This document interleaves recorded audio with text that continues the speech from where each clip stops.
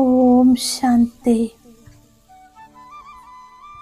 ഞാൻ ഭ്രുകുടി മധ്യത്തിൽ സ്ഥിതമായിരിക്കുന്ന എൻ്റെ സത്യസ്വരൂപത്തെ കാണുന്നു. ഞാൻ പ്രകാശ സ്വരൂപ ആത്മാവാകുന്നു. കർമ്മയോഗി ആത്മാവാണ്. ഞാൻ ഈ ശരീരത്തെ നടത്തിക്കുന്ന ശരീരത്തിൻ്റെയും അധികാരിയാണ്. ഓരോ കർമ്മം ചെയ്യുമ്പോഴും ഈ സ്മൃതിയിൽ ചെയ്യുന്നു, ഞാൻ ആത്മാവാണ്. ഞാൻ ആത്മാ ബാബയുടെ പ്രിയപ്പെട്ട കുട്ടിയാണ്. ഞാൻ പരമാത്മ സ്നേഹിയാണ്. മാലിക്കായി ഈ ശരീരത്തെ നടത്തിക്കുന്ന ഞാൻ കർമ്മയോഗി ആത്മാവാണ്. സ്വയം തന്നെ ഞാൻ കർമ്മയോഗിയുടെ രൂപത്തിൽ ബുദ്ധിരൂപി നേത്രത്തിലൂടെ കാണുകയാണ്. കർമ്മം ചെയ്തുകൊണ്ട് ബാബയുടെ ഓർമ്മ സദാ ഹൃദയത്തിൽ സമാവേശമായിരിക്കുന്നു. കർമ്മം ചെയ്തുകൊണ്ടും ബാബയോട് യോഗം ചേർക്കുന്നു. ബാബ എന്നിലൂടെ കർമ്മം ചെയ്യിക്കുന്നു. ഞാൻ കർമ്മയോഗിയായി കർമ്മം ചെയ്യുകയാണ്. ബാബ സദാ എൻ്റെ കൂടെയാണ്. ചെയ്യുന്നവൻ ചെയ്യിപ്പിക്കുന്നു. എന്നെ ബാബ നിമിത്തമാക്കിയിരിക്കുന്നു. ഞാൻ നിമിത്തമാണ്. ഓൾമൈറ്റി ബാബ എന്നെക്കൊണ്ട് ചെയ്യിക്കുന്നവനാണ്. ബാബയും ഞാൻ ആത്മാവും കമ്പൈൻഡാണ്. കൈ എൻ്റേത്, ജോലി ബാബയുടേത്. ചെയ്യിപ്പിക്കുന്നവൻ ചെയ്യിക്കുന്നു. എന്നെ നിമിത്തമാക്കി നടത്തിക്കുന്നു. എത്രത്തോളം വലിയ കാര്യമായാലും ബാബ ഓരോ കാര്യത്തിലും കൂടെയുള്ളതുകൊണ്ട് ഓരോ കാര്യവും ചെയ്തു കഴിഞ്ഞു എന്ന സന്തോഷത്തിലിരിക്കുന്നു. ഞാൻ ബാബയുടെ ഹൃദയ സിംഹാസനധാരിയാണ്. ഓരോ കർമ്മവും ബാബയുടെ ഹൃദയ സിംഹാസനത്തിലിരുന്ന് ചെയ്യുന്നതായി ഞാൻ വിഷ്വലൈസ് ചെയ്യുന്നു. ബാബയുമായി സദാ കമ്പൈൻഡ് ആയിരിക്കുന്നു. ദിവസം മുഴുവൻ ഓരോ കർമ്മത്തിലും ഭിന്ന ഭിന്ന സംബന്ധത്തിൽ ബാബ കൂടെയുള്ള അനുഭവം ചെയ്യുന്നു. സദാ ബാബയുടെ കൂടെ ഇരിക്കുന്നതിൽ സദാ ശക്തിശാലി സ്ഥിതി, സദാ രമണീകതയുടെ അനുഭവമുണ്ടാകുന്നു.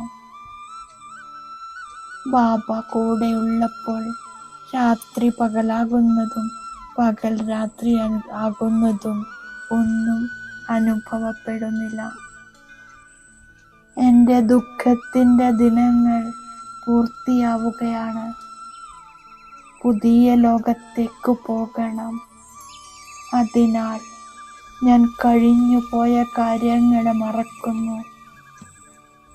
ഞാൻ കർമ്മയോഗിയാണ്.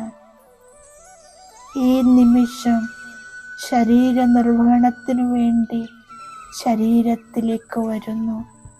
അടുത്ത നിമിഷം ദേഹി അഭിമാനിയാകുന്നു. ഞാൻ ഈ അഭ്യാസം ചെയ്തുകൊണ്ടിരിക്കുന്നു. കർമ്മം ചെയ്തുകൊണ്ട് ദേഹാഭിമാനിയായി വീണ്ടും ദേഹി അഭിമാനിയായി മാറുന്നു. ആത്മീയ അച്ഛൻ ജ്ഞാനഗീതം പാടുന്നു. ഉണരൂ സജനി, ഉണരൂ. ഞാൻ പുതിയ ലോകത്തിലേക്ക് പോകുന്നതിന് പഴയ കാര്യങ്ങളെല്ലാം മറക്കുന്നു. ബാബയിലൂടെ സമ്പത്ത് കിട്ടുന്നു, ഓർമ്മയിലൂടെ വികർമ്മം വിനാശമാകുന്നു.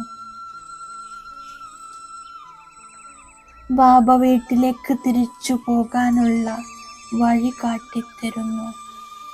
വീട്ടിലേക്ക് പോയി പിന്നെ രാജധാനിയിലേക്ക് മടങ്ങും. എനിക്ക് ജ്ഞാനത്തിൻ്റെ 3-ാം നേത്രം കിട്ടി. ഉണർവ് വന്നു. മുഴുവൻ ലോകത്തിൻ്റെയും ചരിത്രവും ഭൂമിശാസ്ത്രവും അറിഞ്ഞു കഴിഞ്ഞു. തീർച്ചയായും ദേഹി അഭിമാനിയാകണം. ദേഹാഭിമാനത്തിലാകുമ്പോൾ ദുർഗതി ഉണ്ടാകുന്നു.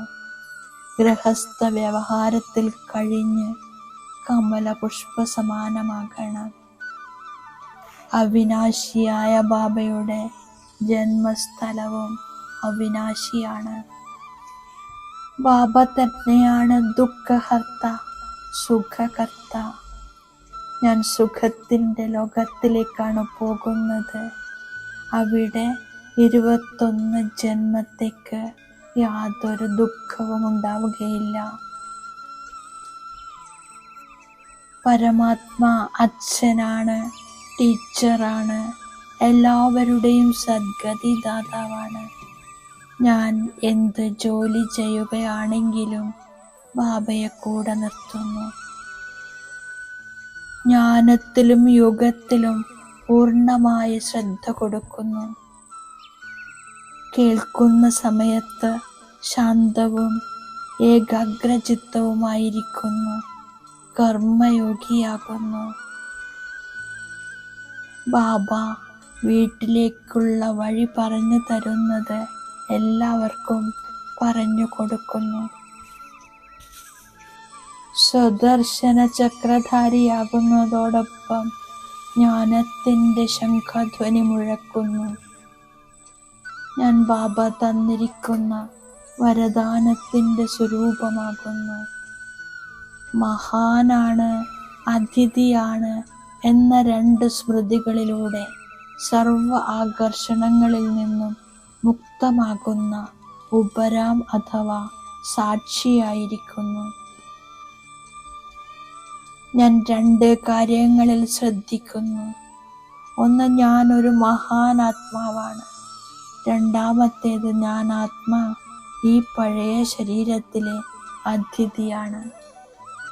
ഈ സ്മൃതിയിൽ സ്വതവേ സഹജമായി എല്ലാ ദുർബലതകളും സംബന്ധങ്ങളുടെ ആകർഷണങ്ങളും സമാപ്തമാകുന്നു. മഹാനാണെന്ന തിരിച്ചറിവിലൂടെ സാധാരണ സങ്കല്പങ്ങളും കർമ്മങ്ങളും സമാപ്തമാകുന്നു. മഹാനാണ്, അതിഥിയാണെന്ന് മനസ്സിലാക്കുന്നതിലൂടെ മഹിമായോഗ്യരായി മാറുന്നു. സർവരുടെയും ശുഭഭാവനയുടെയും സഹയോഗത്തിൻ്റെയും തുള്ളികളിലൂടെ വലിയ വലിയ കാര്യങ്ങൾ പോലും സഹജമായി നടക്കുന്നു. ഓം ശാന്തി.